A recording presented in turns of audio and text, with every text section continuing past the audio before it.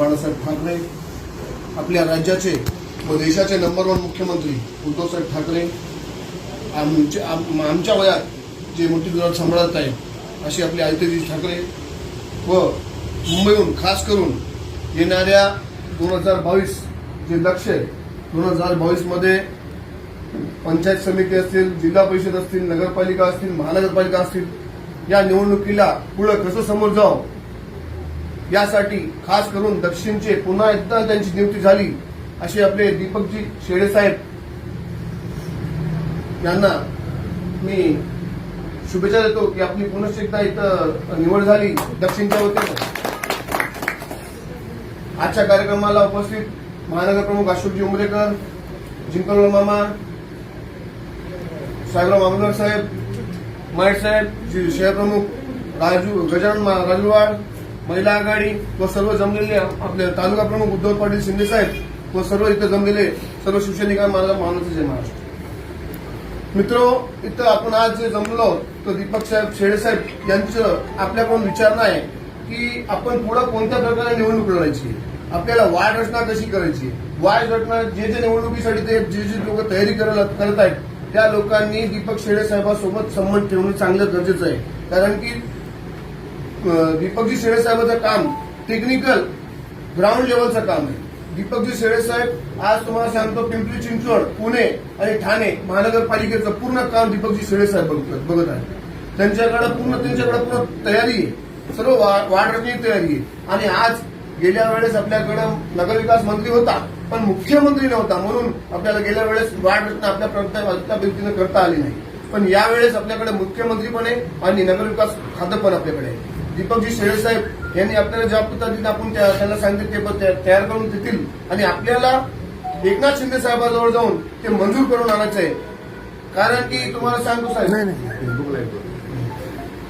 सांगतो की आज आपल्या सोबत जो पक्ष आहे तो आपला पक्षच नाही. काँग्रेस जो पक्ष आपल्या सोबत आहे तो पक्ष आपण एक सापाला पोहोचत आहोत हे आपल्याला माहित आहे. आता लागलेल्या निवडणुकीमध्ये आपल्याला माहित झालेलं आहे की अर्धापूर, माहूर आणि नायगावमध्ये त्यांनी आपल्यासोबत युती केली नाही आणि पेपरमध्ये सांगतायत की आपण त्यांच्यासोबत बोलायला तयार नाही. त्यांनी आपल्यासोबत बोलायला तयार नाही. ते आपल्याला कुठं सांगतात की बोलायला तयार नाही, माहूरमध्ये आपली ताकद आहे म्हणून ते आपल्याला बोलायला तयार म्हणून सांगतात आणि अर्धापूर आणि नायगावबद्दल बोलले तर आपल्याला बोलायला तयार नाही. असे हे खोटारडे लोक आहेत. यांच्या भरोश्यावर आपल्याला राहायचं नाहीये. कारण की 550 कोटी रुपये शहरासाठी जे त्याने आणले तेच पैसा आपल्याला महापालिकेमध्ये त्यांनी युज करणार आहे, तेच आपल्या खिलामध्ये युज करणार आहे, त्याचंच कमिशन ते आपल्या खिलामध्ये लावणार आहे. त्याच्यामुळे आपल्याला आपली तयारी स्वतः करावं लागणार आहे. आणि साहेब, कार्यकर्ता शिवसैनिक भोगीदस्ती घालून फिरतो त्याला जय महाराष्ट्र चार लोक करतात हे आम्हाला अभिमान आहे. पण पक्षानेही कार्यकर्त्यांकडे बघावं अशी आमची इच्छा आहे. सर्व निवेदन होत राहतात, कोणी कोणावर टीका करू नये हे आम्हाला माहित आहे. पण आम्ही तुम्हाला सांगतो की गेल्या 7 वर्षापासून समित्याचा विषय पेंडिंग आहे. पहिले आपण भाजपसोबत होतो त्यावेळेस मी समित्या झाला, यावेळेस 2 वर्ष झाली, आपल्याला 2 वर्ष आपण सक्सेसफुल पार पडल्या. आज आपला मुख्यमंत्री आहे, समित्या आतापर्यंत झाल्या नाही. आम्हाला याच्या अगोदर आपले आनंद जाधव साहेबांना बोललो त्यावेळेस त्यांनी पालकमंत्र्यांना बोलले, ते पेंडिंग राहिलं. मग नेरुरकर साहेबांना बोललो त्यांच्यानंतरही पेंडिंग राहिलं. उदय सामंत साहेब आले त्यांना बोललो त्याच्यानंतरही पेंडिंग राहिलं.